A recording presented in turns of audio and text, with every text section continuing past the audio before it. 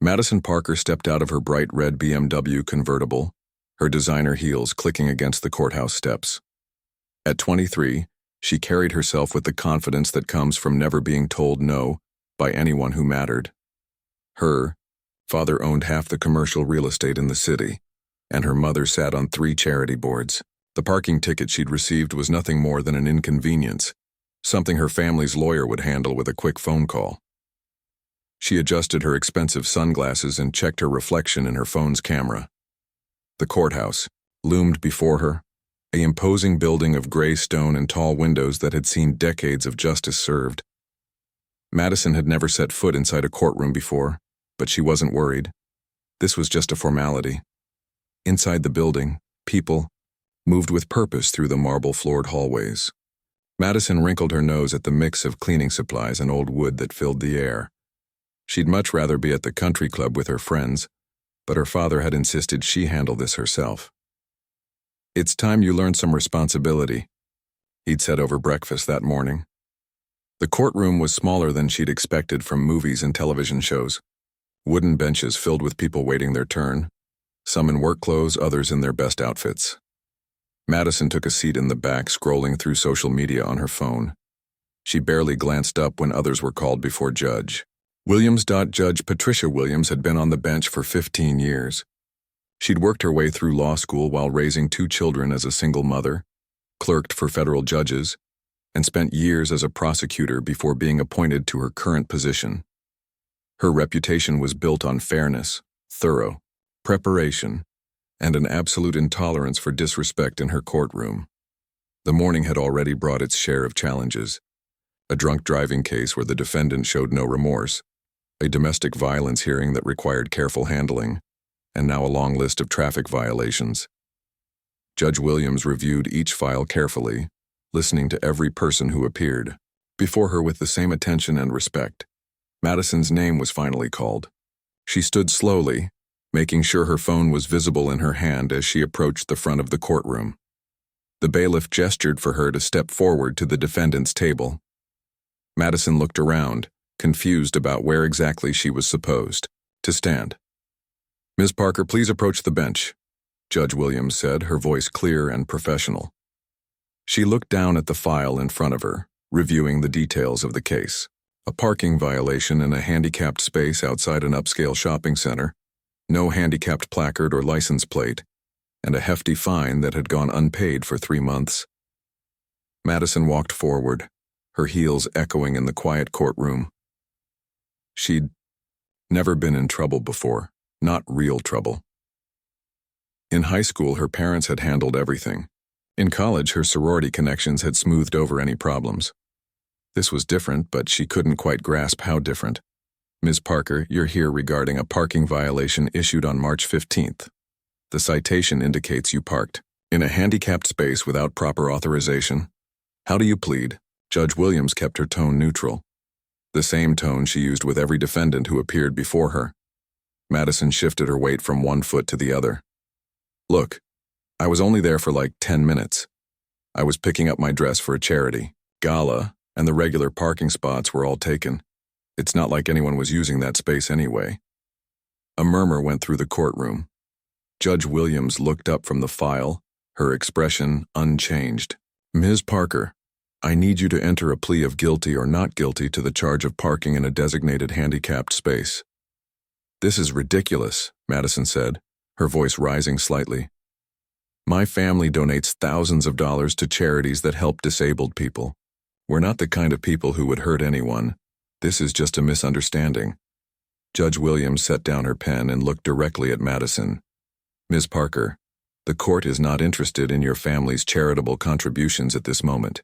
We're here to address a specific violation of the law. Please enter your plea." Madison felt heat rising in her cheeks. No one had ever spoken to her this way before. Teachers had always been accommodating. Police officers had been respectful. Even stern professors in college had shown deference to her family name. This woman was treating her like she was just another person. "Fine, not guilty," Madison said, crossing her arms. "This whole thing is stupid anyway. Don't you have real criminals to deal with instead of harassing people over parking spaces?" The Courtroom fell silent. Even the court reporter looked up from her machine. Judge Williams leaned back in her chair, studying Madison carefully. In 15 years on the bench, she'd seen every type of defendant imaginable. The scared first-time offenders, the career criminals who knew the system better than some lawyers, the angry people who blamed everyone but themselves for their problems. Madison Parker was something else entirely. She stood in front of the bench with the posture of someone who'd never faced real consequences for her actions. Her expensive clothes and jewelry spoke to a life of privilege, but it was her attitude that caught Judge Williams' attention. The casual dismissal of the law, the assumption that rules applied to other people, the complete lack of awareness about why handicapped parking spaces existed in the first place. Ms. Parker, I'm scheduling your case for trial. You'll need to return in 2 weeks with proper legal representation if you wish to contest this citation. The clerk will provide you with the necessary paperwork and court dates. Judge Williams's voice remained steady and professional. Madison stared at her in disbelief. 2 weeks, I have plans. Can't we just handle this now? I'll pay the fine, whatever it is. You entered a plea of not guilty, Ms. Parker. That means you're contesting the citation and requesting a trial. If you wish to change your plea, you may do so now. Madison felt trapped. She'd expected to walk in, pay a small fine, and leave. Now this judge was talking about trials and lawyers and coming back to court. Her father was going to be furious if this became a bigger issue than it needed to be. How much is the fine? She asked.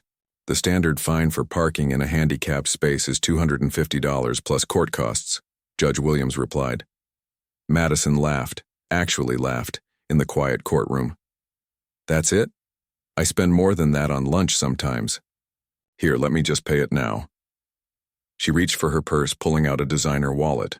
Judge Williams watched this display with growing concern. This young woman seemed to view the legal system as nothing more than an inconvenience that could be solved with money. The lack of respect for the court, for the law, and for the people who needed handicapped parking spaces was becoming more apparent with each word Madison spoke. Judge Williams raised her hand to stop Madison from opening her wallet. Ms. Parker, please put your wallet away. You cannot simply pay a fine after pleading not guilty and requesting a trial.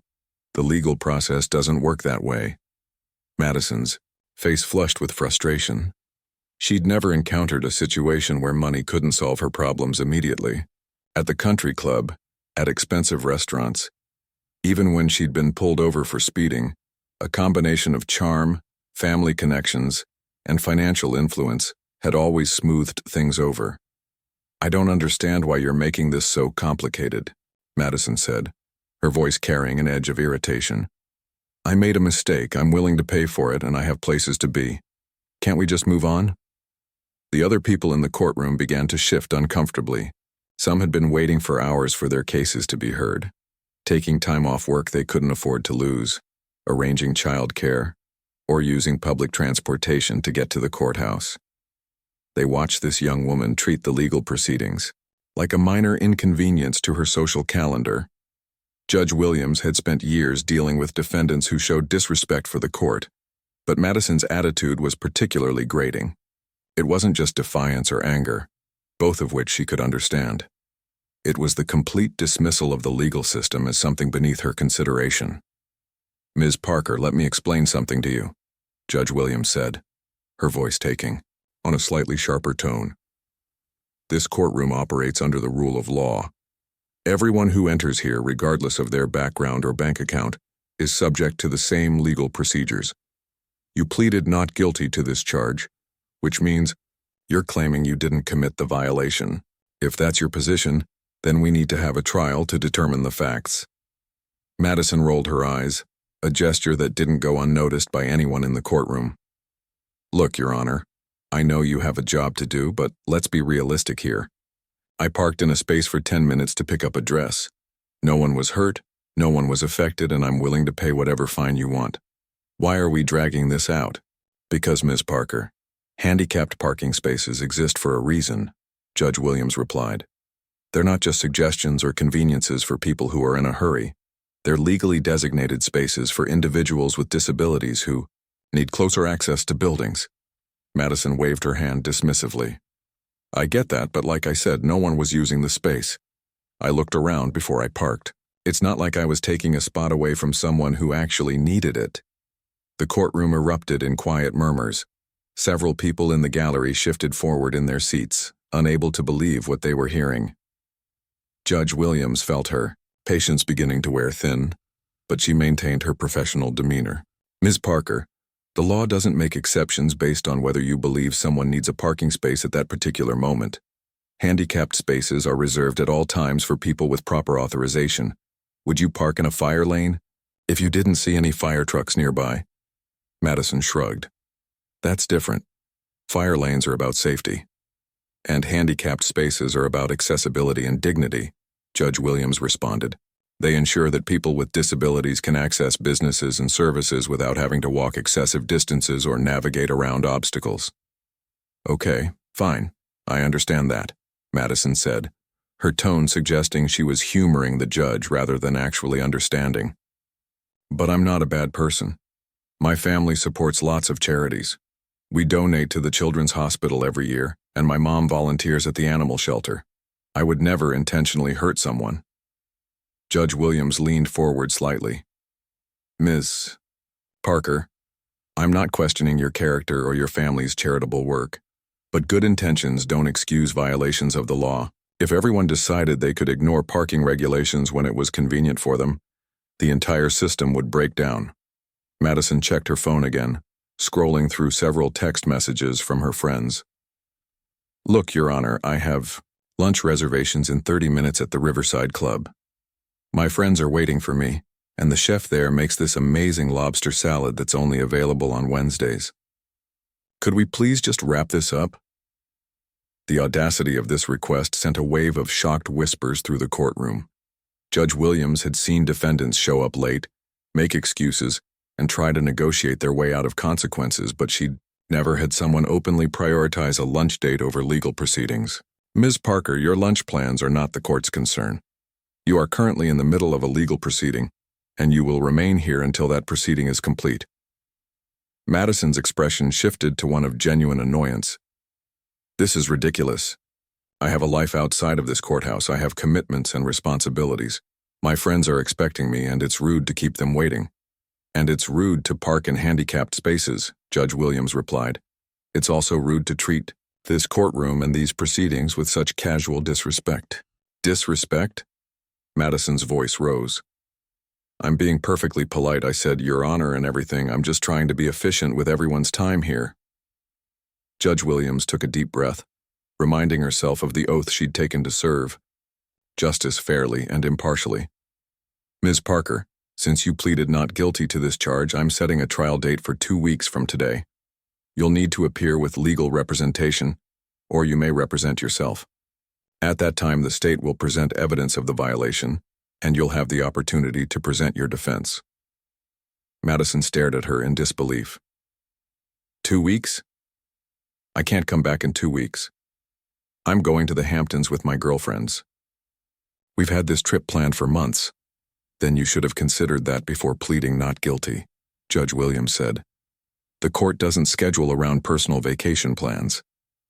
But this is just a parking ticket, Madison protested. People get parking tickets every day. They pay them online and move on with their lives. Why are you treating this like it's some major crime? Because you chose to contest it, Judge Williams explained. If you had simply paid the citation when it was issued 3 months ago, this would have been over. If you had pleaded guilty today and accepted the fine, this would be over. But you decided to challenge the charge. So now we follow the legal process. Madison's frustration was becoming more apparent. She'd never been in a situation where her wishes weren't immediately accommodated, where her schedule wasn't considered the most important factor in any decision. The idea that this judge would prioritize legal procedures over her convenience was incomprehensible to her. Can't you just make an exception? Just this once? Madison asked, her voice taking on a wheedling tone she'd used successfully with teachers, parents, and professors throughout her life.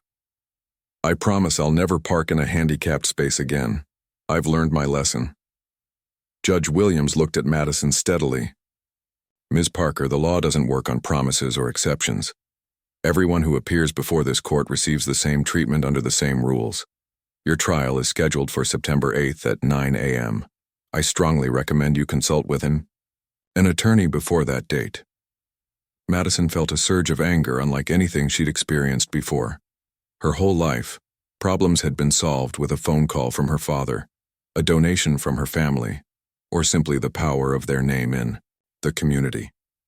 This woman in the black robe was treating her like any other person, and Madison found it both infuriating and incomprehensible. Madison's face reddened as she realized the judge wasn't going to bend to her wishes. She'd never encountered someone who seemed completely unmoved by her family's status or her personal charm. The situation was spiraling beyond her control, and she didn't know how to handle it. "This is absolutely crazy," Madison said, her voice getting louder. "Do you know who my father is? He owns Parker Development. We've built half the shopping centers in this city. Our family has contributed millions of dollars to this community." Judge Williams's expression didn't change. "Ms. Parker, your father's business success has no bearing on your parking violation. In this courtroom, everyone is equal under the law." "Equal?" Madison laughed bitterly. "That's a nice idea. But it's not how the real world works. Some people matter more than others. Some people contribute more to society. My family employs hundreds of people. We pay more in taxes than most people make in a year." The gallery had fallen completely silent. Even the court reporter seemed to pause in her typing, stunned by what she was hearing. Judge Williams felt a cold anger building inside her, but she kept her voice level and professional. "Ms. Parker, are you suggesting that wealthy people should be above the law?" Madison realized she might have gone too far, but she was too frustrated to back down now.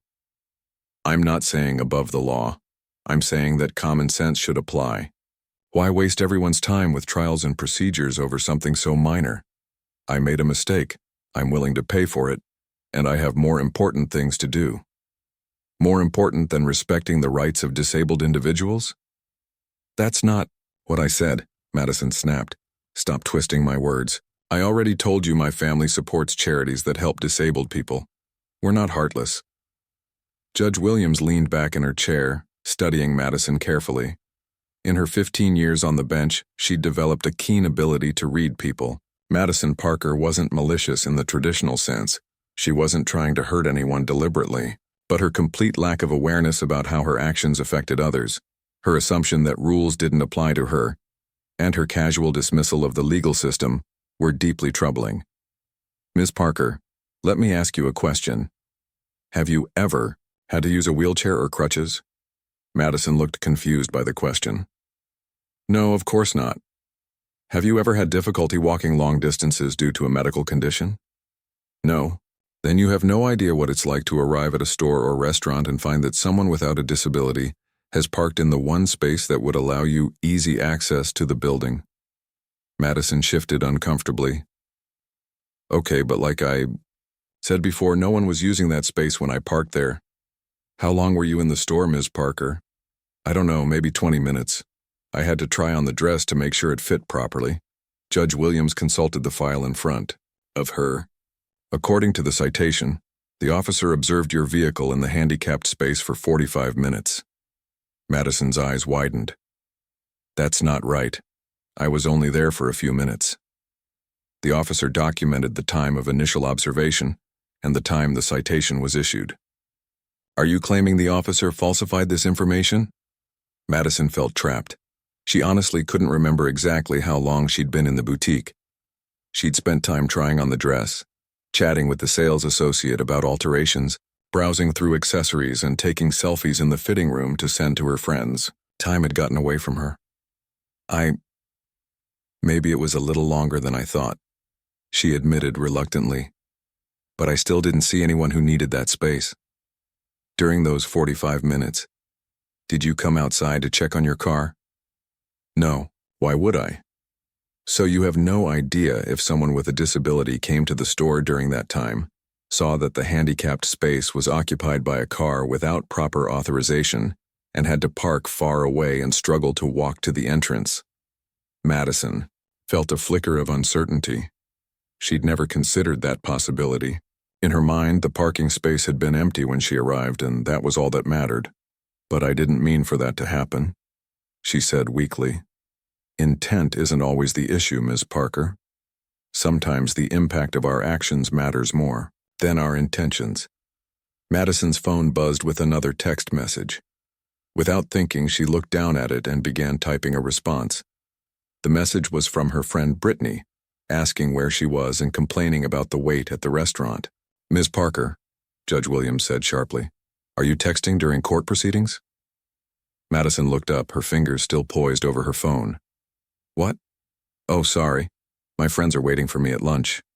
I was just letting them know I'm running." Late, the courtroom erupted in murmurs of disbelief. Judge Williams had reached her limit. She'd tried to be patient, tried to explain the situation clearly, and tried to maintain the dignity of the court while dealing with Madison's attitude. But this latest display of disrespect was too much. "Ms. Parker, put your phone away immediately."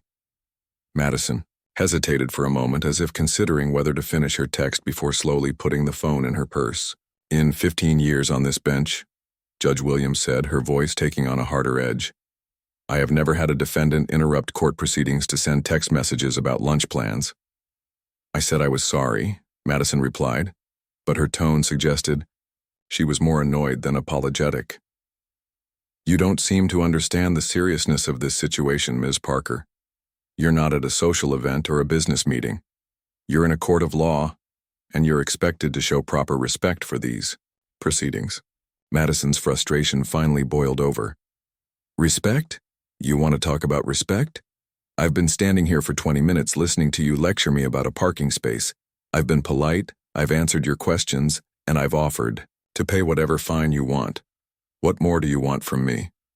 "I want you to understand that your actions have consequences," Judge Williams replied. "I want you to recognize that the law applies to everyone, including you. And I want you to show some awareness that your behavior affects other people." "My behavior?" Madison's voice rose to near shouting levels. "What about your behavior? You're wasting everyone's time over something completely trivial. There are real criminals out there, and you're obsessing over a parking space." Judge Williams had heard enough. "Ms. Parker, I'm going to give you one opportunity to apologize for your conduct in this courtroom and to show the proper respect for these proceedings." Madison stared at her in disbelief. "Apologize? For what? For being honest? For trying to resolve this situation efficiently? I haven't done anything wrong except park in the wrong place for a few minutes. You've shown contempt for this court, disrespect for the legal process, and a complete lack of understanding about why laws exist to protect vulnerable members of our community." "Oh, please," Madison said, rolling her eyes again. "Save the speech. For someone who cares. I just want to pay my fine and leave." Judge Williams felt something shift inside her. She'd given Madison every opportunity to show some humility, some recognition of her mistakes, some basic respect for the court. Instead, Madison had doubled down on her entitlement and shown nothing but contempt for the legal system. It was time for a different approach. "Very well, Ms. Parker. Since you seem determined to contest this citation and show such disregard for these proceedings, I'm going to make sure you get the full legal process you seem to think you're above." Judge Williams opened the file in front of her and began reading through Madison's record more carefully. What she found there painted a picture that made Madison's attitude even more concerning. This wasn't her first parking violation, and it wasn't even her first time parking in a handicapped space. "Ms. Parker, I'm looking at your driving record, and I see this is your 4th parking citation in the past year. 2 of those were for parking in handicapped spaces." Madison felt her stomach drop. She'd forgotten about those other tickets. Her father's assistant usually handled things like parking violations, paying them online without bothering Madison with the details. She'd assumed they'd all been taken care of.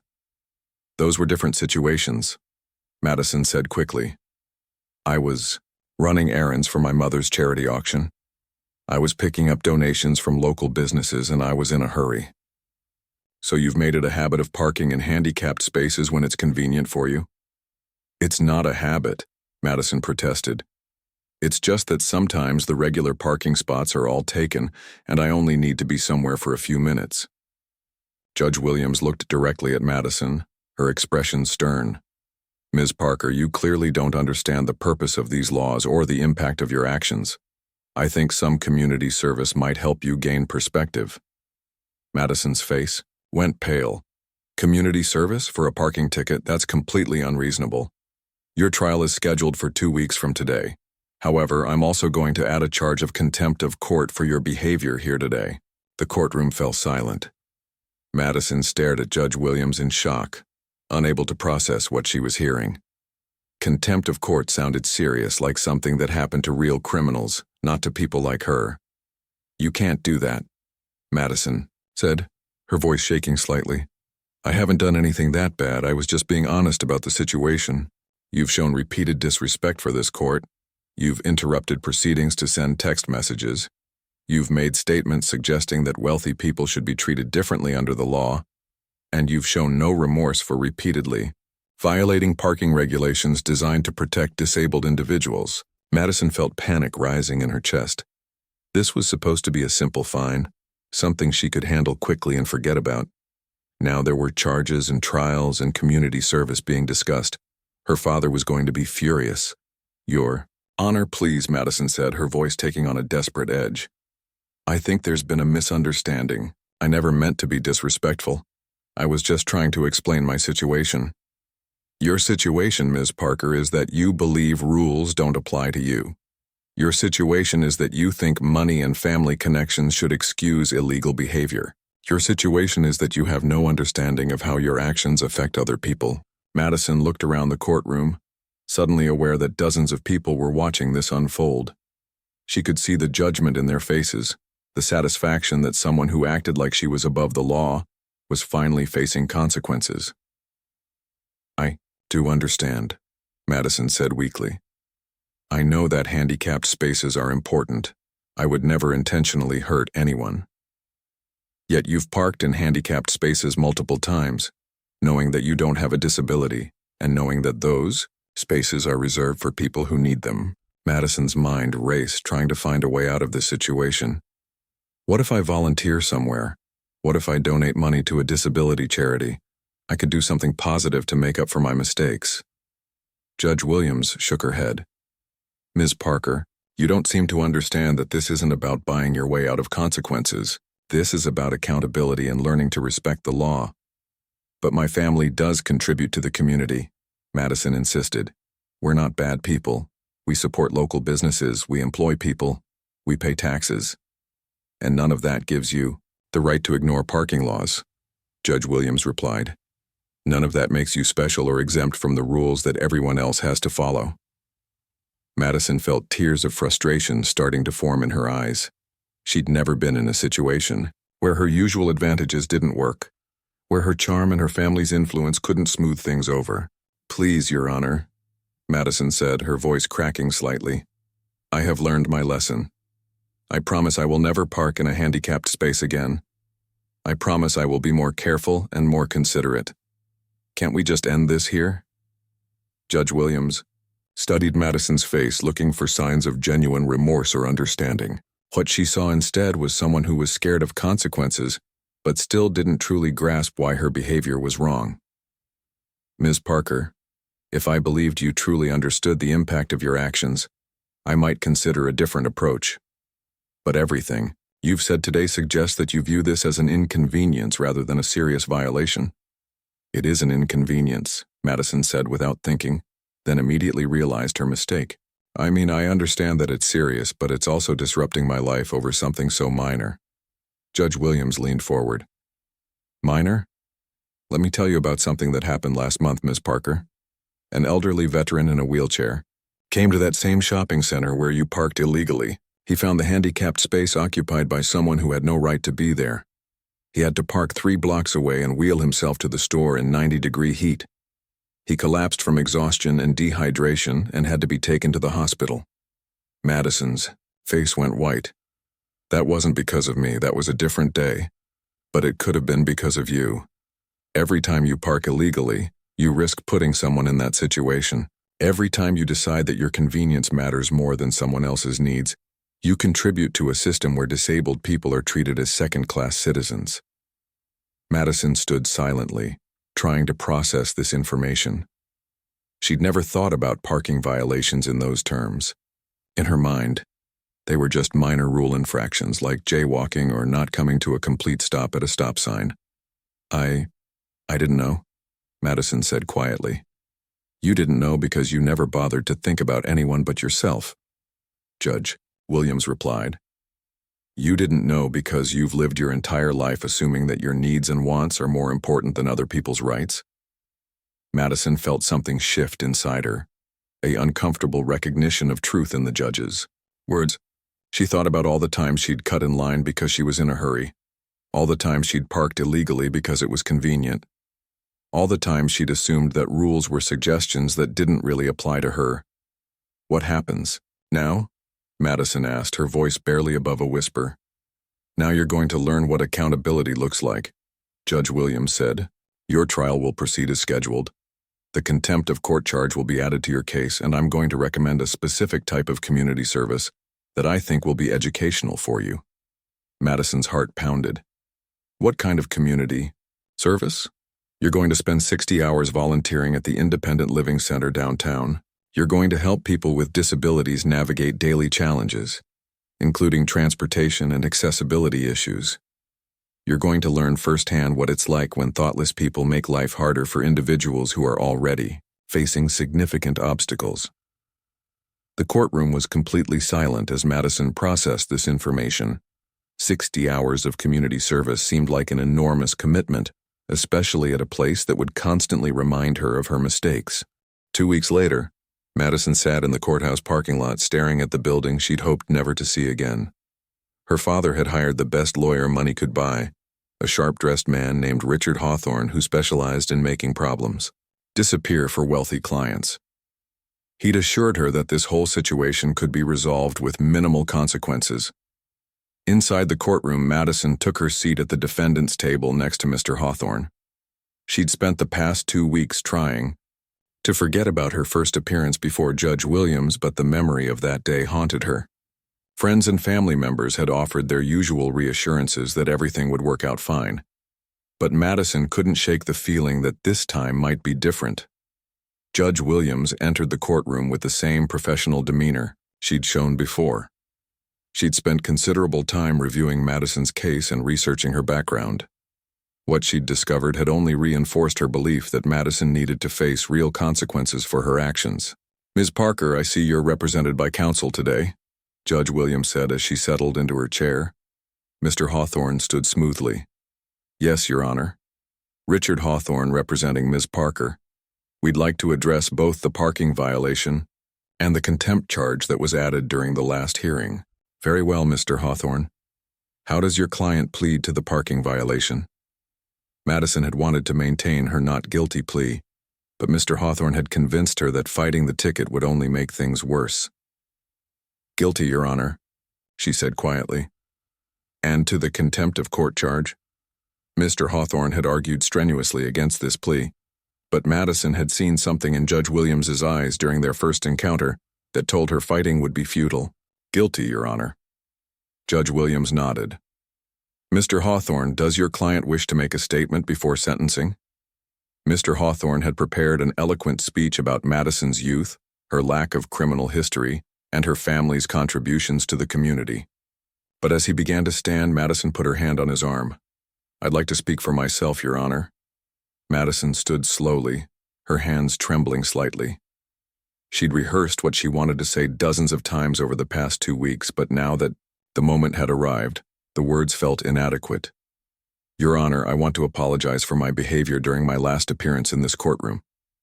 I was disrespectful, and I showed contempt for the legal process. I also want to apologize for parking in handicapped spaces multiple times. I realize now that I was wrong, and I'm prepared to accept whatever consequences you think are appropriate. Judge Williams studied Madison carefully. The young woman standing before her today seemed different from the entitled person who had appeared 2 weeks earlier. There was something in her posture, something in her voice that suggested genuine remorse rather than calculated performance. Ms. Parker, what changed your mind about contesting these charges? Madison took a deep breath. I spent a lot of time thinking about what you said during our last hearing. about the veteran who collapsed because he couldn't find a handicapped parking space. I realized that I never considered how my actions might affect other people. And what conclusions did you reach? I concluded that I've been selfish and thoughtless for most of my life. I've always assumed that my problems and my schedule were more important than anyone else's needs. I never stopped to think about what life might be like for someone with a disability who depends on handicapped parking spaces. Judge Williams leaned forward slightly. Those are the right words, Ms. Parker, but words are easy. What I want to know is whether you truly understand why these laws exist and why your violations were so serious. Madison nodded slowly. I've been doing research over the past 2 weeks. I learned that 1 in 4 adults in America has some kind of disability. I learned that many disabilities aren't visible, so someone might need a handicapped parking space even if they don't look disabled to me. I learned that these spaces aren't just closer to buildings, they're also wider to accommodate wheelchairs and other mobility equipment. What else did you learn? I learned that when people like me park illegally in handicapped spaces, we're not just breaking a minor rule. We're making it harder for people with disabilities to live independent lives. We're sending a message that their needs don't matter as much as our convenience. Judge Williams was impressed despite herself. Madison's research seemed genuine, and her understanding appeared to go beyond surface-level facts to deeper implications. Ms. Parker, I'm going to be honest with you. When you first appeared in my courtroom, I saw someone who had never faced real consequences for her actions. Someone who believed that money and family connections could solve any problem. Someone who had no understanding of how her behavior affected other people. Madison felt heat rise in her cheeks, but she didn't look away. You were right, Your Honor, that's exactly who I was. The question now is whether you've truly changed or whether this is just a performance designed to minimize your punishment. Madison's lawyer shifted uncomfortably beside her, but Madison kept her eyes fixed on Judge Williams. I can't prove to you that I've changed just by standing here and saying the right words, but I can tell you that this experience has been the most humbling of my life. For the first time, someone with authority over me refused to make exceptions or special accommodations. For the first time, I had to face the fact that I was wrong and that my actions had consequences. Judge Williams considered Madison's words carefully. She'd seen many defendants try to talk their way out of punishment with carefully crafted apologies and promises of reform. But something about Madison's demeanor suggested this might be different. Very well, Ms. Parker. I'm going to sentence you, and then we'll see whether your newfound understanding translates into changed behavior. Madison braced herself for whatever was coming. For the parking violation, you're fined $500. Double the standard amount due to this being your 4th such violation. For contempt of court, you're fined an additional $250. Madison nodded, relieved that the financial penalties weren't worse than she'd expected. However, Judge Williams continued, I'm also sentencing you to 100 hours of community service at the Independent Living Center, to be completed over the next 6 months. Madison's eyes widened. 100 hours was significantly more than the 60 hours Judge Williams had mentioned before. Additionally, you're required to attend a 12-week course on disability awareness and accessibility laws.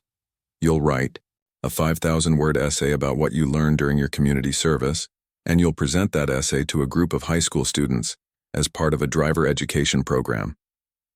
Madison felt overwhelmed by the scope of these requirements, but she also felt something she hadn't expected. A sense of relief. The punishment was serious, but it felt fair.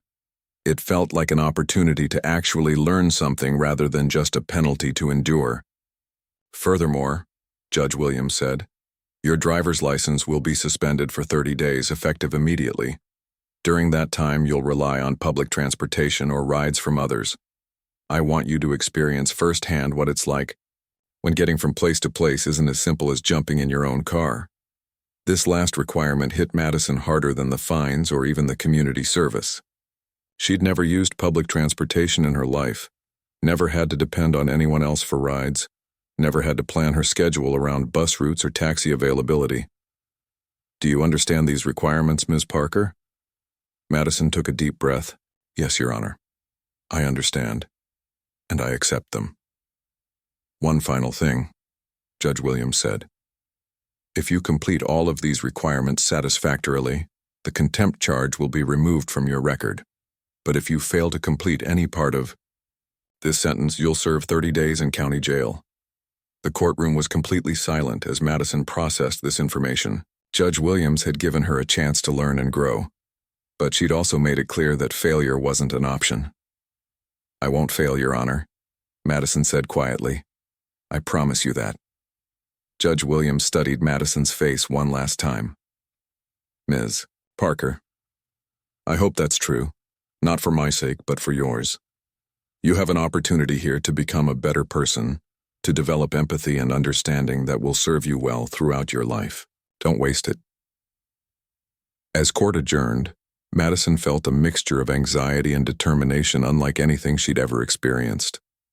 The easy life she'd always known was about to become much more complicated, but for the first time, she felt like she might actually deserve the challenges ahead. 6 months later, Madison stood once again in Judge Williams's courtroom, but this time everything was different. She wore simple, professional clothing instead of designer outfits. She carried a worn backpack instead of an expensive purse. Most importantly, she carried herself with a quiet confidence that came from hard-earned experience rather than inherited privilege. The courtroom was packed with an unusual crowd. Seated in the front rows were several clients from the Independent Living Center where Madison had completed her community service. Behind them sat her parents, who had watched their daughter transform over the past half year.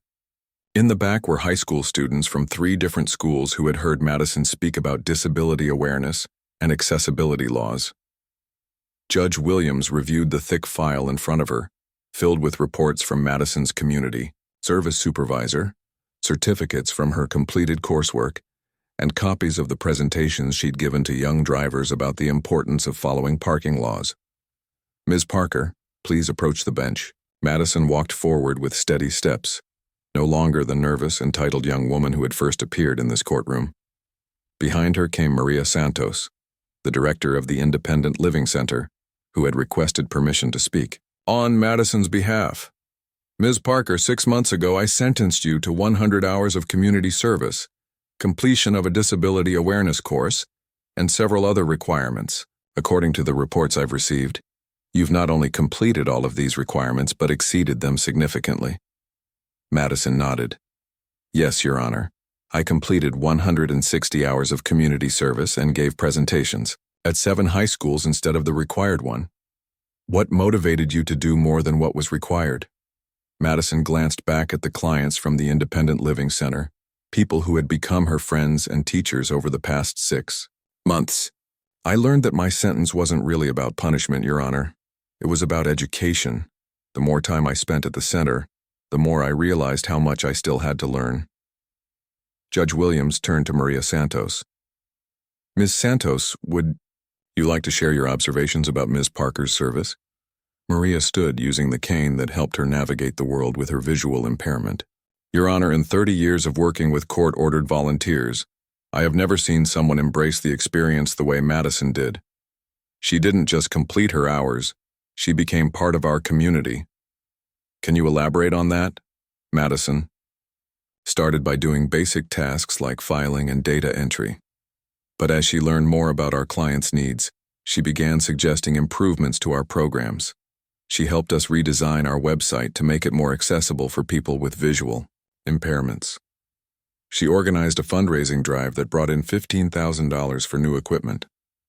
Most importantly, she developed genuine relationships with our clients based on respect and understanding. Judge Williams looked at Madison. "Is this accurate, Ms. Parker?"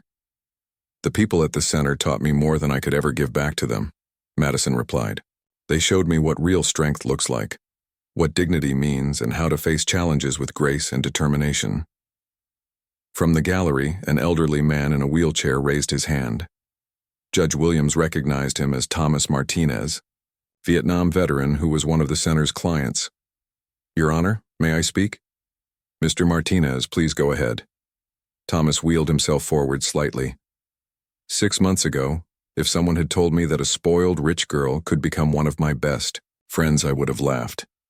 But Madison proved me wrong. She listened to our stories, she learned from our experiences, and she used her privilege in ways that actually helped instead of just making her feel good about herself. What do you mean by that, Mr. Martinez? She used her family connections to pressure businesses to improve their accessibility. She got her father's company to donate materials for ramp construction at low-income housing complexes. She didn't just write a check and walk away. She rolled up her sleeves and did the actual work. Judge Williams was impressed but not entirely surprised. The reports she'd received had documented Madison's transformation in detail, but hearing it confirmed by the people who had worked with her every day carried special weight. Ms. Parker, you were also required to write an essay about your experience. I've read your submission, all 8,000 words of it, despite only requiring 5,000. What was the most important thing you learned? Madison took a moment to gather her thoughts. I learned that empathy isn't something you can fake or perform. It's something you develop by genuinely caring about other people's experiences. I also learned that privilege comes with responsibility. My advantages in life aren't things to feel guilty about, but they are things I need to use thoughtfully. And how has this experience changed your behavior? I use public transportation twice a week now, even though my license was reinstated. It helps me stay connected to how most people live. I've joined the board of the Independent Living Center and committed to serving for at least 3 years. I've also changed my career plans. In what way? Madison straightened her shoulders. I was planning to get an MBA and join my father's company. Instead, I'm starting law school next fall. I want to specialize in disability rights and accessibility law. A murmur of approval went through the courtroom. Judge Williams had seen many defendants promise to change their lives, but few followed through so dramatically. Ms. Parker, do you have anything else you'd like to say to the court? Madison turned to address not just Judge Williams, but the entire courtroom. 6 months ago, I stood in this room as someone who believed that rules were suggestions and that money could solve any problem. I thought the world revolved around my convenience and my schedule. I was wrong about everything. She paused, looking directly at Judge Williams. You could have just fined me and sent me on my way. Instead, you gave me an opportunity to learn and grow. You forced me to confront my assumptions and to see the world through other people's eyes. It was uncomfortable and challenging, but it was also the best thing that ever happened to me. Judge Williams felt a satisfaction she rarely experienced in her work. Most cases ended with compliance or punishment, but rarely with genuine transformation. Ms. Parker, based on your completion of all sentence requirements and your demonstrated commitment to continued service, I'm removing the contempt charge from your record as promised. Madison smiled, but it was a different kind of smile than Judge Williams had seen from her before. It wasn't the satisfied smirk of someone who had gotten away with something, but the quiet joy of someone who had earned redemption through hard work. However, Judge Williams continued, I want to make something clear to everyone in this courtroom. Ms. Parker's transformation didn't happen because she's special or because her family has money. It happened because she chose to take responsibility for her actions and to learn from the people she had wronged. The judge looked around the packed courtroom, meeting the eyes of the high school students who were there to hear this final chapter of Madison's story. The law exists to protect everyone equally, regardless of their abilities, their economic status, or their social connections. When we ignore or circumvent the law for our convenience, we undermine the protections that vulnerable people depend on. Ms. Parker learned this lesson the hard way, but she learned it thoroughly. Judge Williams turned back to Madison. I commend you for your growth and your commitment to continued service. I hope your story will inspire others to consider how their actions affect their community. As court adjourned, Madison was surrounded by clients from the Independent Living Center, offering congratulations and promises to stay in touch. Her parents approached with tears in their eyes, proud of the woman their daughter had become. But the moment that meant the most to Madison came when Judge Williams stepped down from the bench and approached her directly. Ms. Parker, in 15 years on this bench, I've seen very few people change as fundamentally as you have. You should be proud of the work you've done. Madison shook the judge's hand, remembering how terrified she had been of this woman 6 months earlier. Thank you, Your Honor, for everything. You saved me from a life of selfishness and ignorance. Judge Williams smiled. You saved yourself. Ms. Parker, I just provided the opportunity. As Madison left the courthouse for the final time, she walked past the handicapped parking spaces near the entrance. She paused for a moment, remembering the person she used to be and thinking about the person she had become.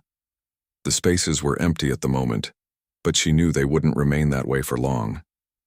And when someone with a disability arrived and needed one of those spaces, it would be available. That simple fact, Madison realized, was what justice looked like in everyday life. Not dramatic courtroom moments or stirring speeches, but ordinary spaces kept available for the people who needed them most. It was a small thing that made a big difference, and Madison Parker finally understood why that mattered.